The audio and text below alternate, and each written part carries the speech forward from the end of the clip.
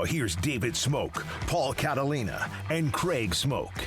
Man, I tell you what, the NFL is genius. Every day there's something. They know how to take releasing something as simple as 17 games for all the teams in the NFL and making it almost a 2 or 3 day deal. And today, this morning, some of the games leaked out even yesterday evening. Cowboys open against the defending champion Buccaneers and Tom Brady and company. John Machota, theathletic.com, joins us. All right, was there any doubt that they still have star power and I guess eyeball power and ratings. Your thoughts about opening up with Tampa Bay? They got to get them on the schedule early. So if things fall apart, the Cowboys are still a draw early in the season, Dak's coming back. He's going to be healthy. They're going to have Tyron Smith, Lyle Collins, Blake Jarwin. These are things that, there's a pretty good chance that you can count on that for week 1. If you put, Buccaneers, Cowboys in week 10, you don't want your Bucs getting flexed out of a major game here when they're going for a playoff spot, and the Cowboys only have 3 wins. And I mean, we literally, I'm half joking, but we literally saw that last year with the Cowboys having primetime games and getting flexed out of them because they were already out of, well, not the playoff picture because of the division they were in, but for the most part out of anyone really being too interested in watching them play. And so I think it's smart for all the way around. I mean, you're going to have tons of eyeballs on this game just because of Tom Brady. Obviously, they're going to be hanging their Super Bowl banner there. Brady's going to get his 7th ring. And then just the fact that the Cowboys, the draw that they bring, and the fact that, they were already on each other's. We already knew which teams they were going to be playing, just about how it was going to break down. So I think this is a huge win-win for the NFL. I mean, this is going to be a game where, every NFL fan's going to be watching, whether you're a Cowboys fan or a Buccaneers fan or a fan of another team. So a genius move, I think, by the NFL. John, it's going to be, a tough debut for the Dan Quinn defense, against an offense that brings back literally everybody from the Super Bowl run. But I just say it now. Smokey and I talk about this all the time. This is the kind of game, though, that the Cowboys do find a way to sneak up and win and get everybody insanely excited for what turns out to be no reason. Yeah, absolutely, no question. I agree with you completely on that.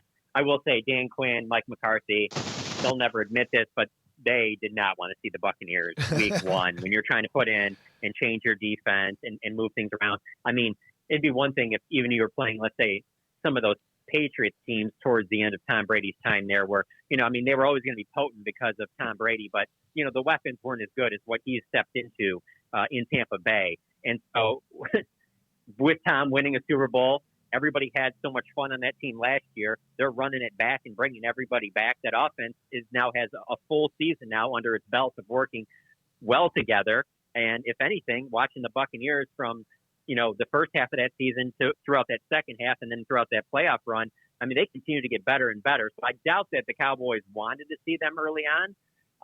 I would think that you'd want to see maybe some division games early on because, like I said, your team's healthy. You want to maybe rack up some of those. And just looking at some of the schedule things that I've seen of what it looks like the Cowboys' schedule is going to end up being, it looks like it's going to be pretty tough down the back end of this thing because it looks like they're going to be playing a lot of these division games on the road in that final month and a half of the season. So they're going to have to get some wins early on, and certainly starting against the Super Bowl champions isn't exactly how you'd want to do that from a Cowboys coaching standpoint.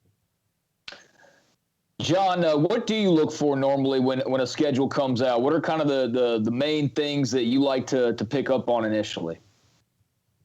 Well, covering the Cowboys, the opener is always a big deal because they're going to put them in some type of a prime time slot.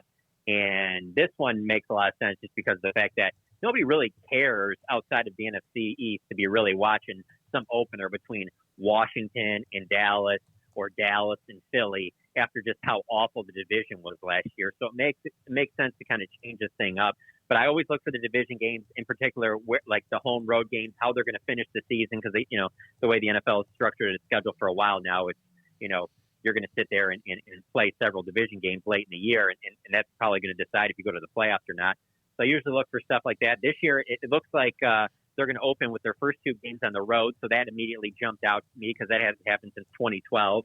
And it makes sense because that second game is supposed to be against the Chargers out in L.A. at SoFi Stadium. Now they opened the season last year at SoFi Stadium against the Rams, but their fans weren't allowed. This is supposed to be the opener for the Chargers. It'll be the opener for that at that stadium, and so that'll be the first time fans are in there. So that makes sense too, as the Cowboys as a draw. So little things like that I look for, and then obviously, we knew who was going to be on the schedule. So going into this, tonight, obviously, I was immediately looking for, all right, when do they play Kansas City and Patrick Mahomes?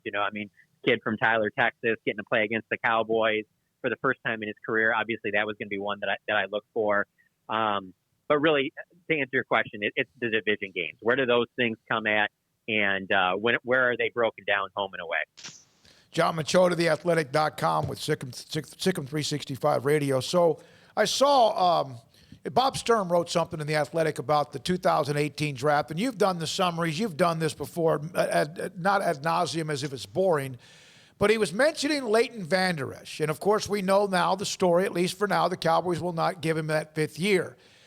Did he reach the potential? Obviously not from what we saw the rookie year. He was fantastic. But is he now looking back at it? John, was he a good first-round pick?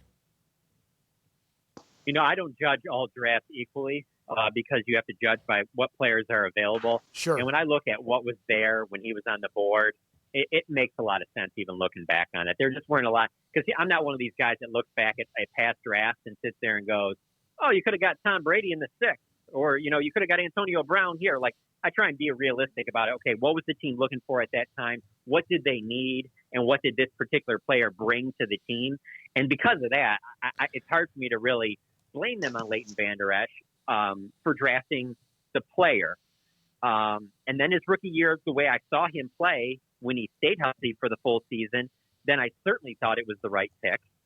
The issue is that there were some injury concerns with him coming out of Boise State, and the fact that he hasn't been able to stay healthy.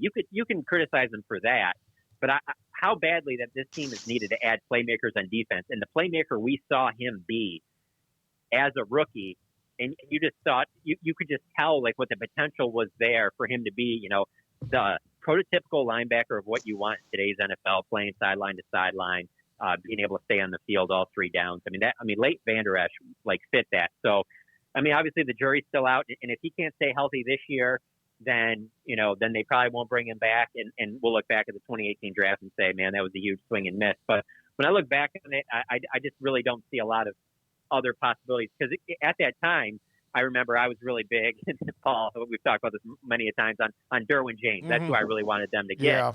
Yeah.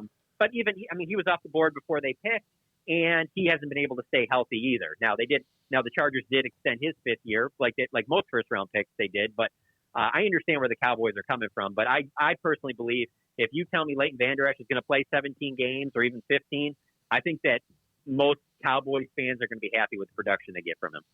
Yeah, I remember thinking about that. I couldn't remember if Derwin James was like the 1 pick before or 2. He was 2 picks before in that draft. It was in Dallas.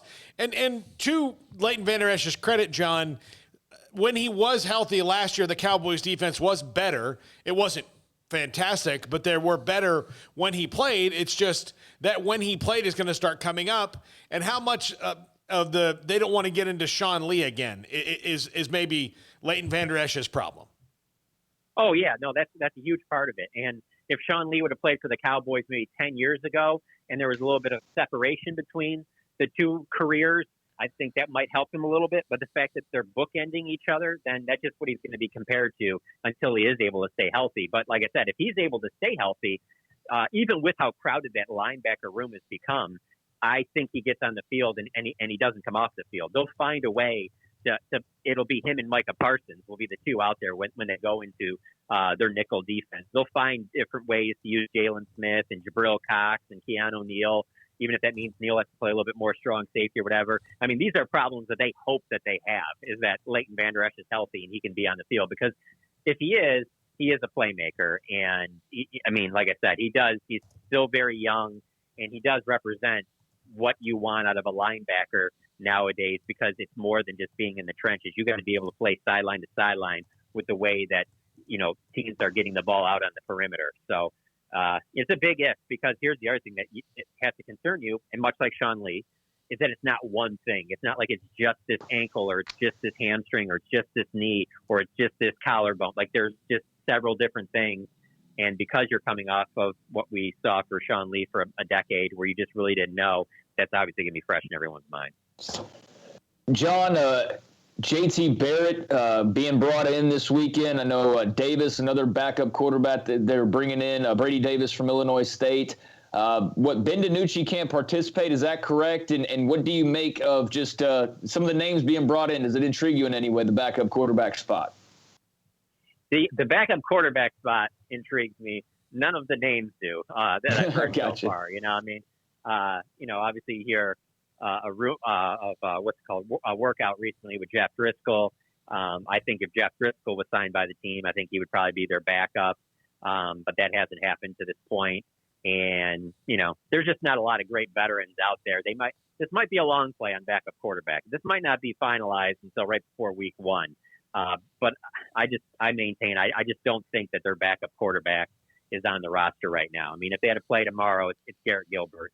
I think that's pretty clear, but I just don't think they're done churning that position. I mean, if there was 2 positions I'm keeping my eye on from now until week 1, it's backup quarterback and free safety. I don't think they're done at either one of those positions. Now, when I say that, no one should think that they're going to get some major upgrade at either position. I just don't think they're particularly done at those positions. I don't think that they're going to go out and, all of a sudden Earl Thomas is going to play like he did 4 years ago and they're going to sign him or anything like that. That's going to make this big difference. But if I was going to say as of right now, and I look at their roster, where are 2 positions where some players could be added, I look at free safety and backup quarterback. I don't think they're done at either one of those spots. Well, they've done messed up and let Blake Bortles go to the Packers. So what are they going to do now, John?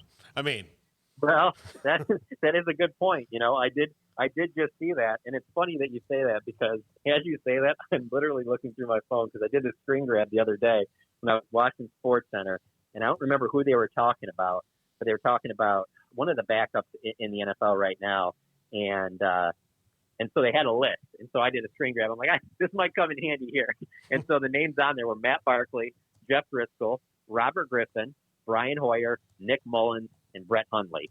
None of those are going to be ones that necessarily wow you. I know you guys have talked about, Robert Griffin before. That's an interesting name because obviously his local ties. Brett Hundley is a guy that, Mike McCarthy drafted when he was in Green Bay. And like you just say, Bortles gone. I mean, none of those names are ones that are necessarily make you think, oh, if Dak goes down, this guy's got it and they'll be fine. But I wouldn't be surprised if you see another one of those names possibly come in for a workout. Yeah, that's not a wow list. We discussed that because we had Robert on last Friday with his mother on leading up to Mother's Day. Craig, anything else for John? No, I think that's it. Okay. All right. So, John, they release everything else. What? Okay, so we know Tampa Bay, the Raiders on Thanksgiving, correct? And then you know who they're going to play. Do you know any other games as far as off the top of your head that's been leaked out? So it sounds like they're going to finish the season at Philly. So, when I look at the way that their schedule is, I kind of look at it as the type of thing where you kind of would hope that I think Philly will be the weakest team in the division. That maybe that last game in the year is a lot like this year was, where they're resting some of their players because they're more about playing for a higher draft pick than they are about playing for a playoff spot, And so it looks like they're going to be playing several of these road games. The schedule that I got leaked to me that I can't say it's 100% accurate yet. It appears to be to me. Just because everything seems to match up. But if this one is correct, it appears that the Cowboys will be playing the Giants, Washington, and the Eagles all on the road, all in the last month of the year. Wow. So if that ends up being that way, that's going to be pretty wild because that's going to decide your division. And what's important about that, particularly with Washington, because I think it comes down to Dallas and Washington, is you want to play Washington as soon as possible because you want Tyron Smith out there. You want Lyle Collins. You want Zach Martin out there because we saw last year when that Washington team that nobody was really that impressed by. I know they go to the playoffs and they hung in with the Bucs for a little bit. I mean, it's a 7-win team that wins just an awful division. But when you didn't have in those games those 3 offensive linemen out there, that's how a Washington team that can't really score points outscores the Cowboys 66-19, I believe it was, in those 2 games combined. If you're going to be facing Chase Young, Montez Sweat, and those guys, you would like Lyle Collins and Tyron Smith to be out there. So the longer you go into the season, the more chances are that, a guy gets an injury and he might not be available. So that's a thing to keep an eye on. But yeah, it looks like they're going to be playing Washington a couple times within probably a 2-3 week span towards the end of the season. So if they have those games on the road to close it out, that means they can get off to a jump off to a good start with the home games. Although Dallas at home is not always a given. So, all right, John, thank you. John Machota, No problem, theathletic.com, with us on Wednesdays at 5. We'll have John Daniels, Rangers general manager, but now president of baseball operations. Chris Young has that job. There's note about Tari Cummins. Her daughter, Taya Douglas, played at Ole Miss last year. Okay. I have no idea if guard, any good, whatever, but that's interesting.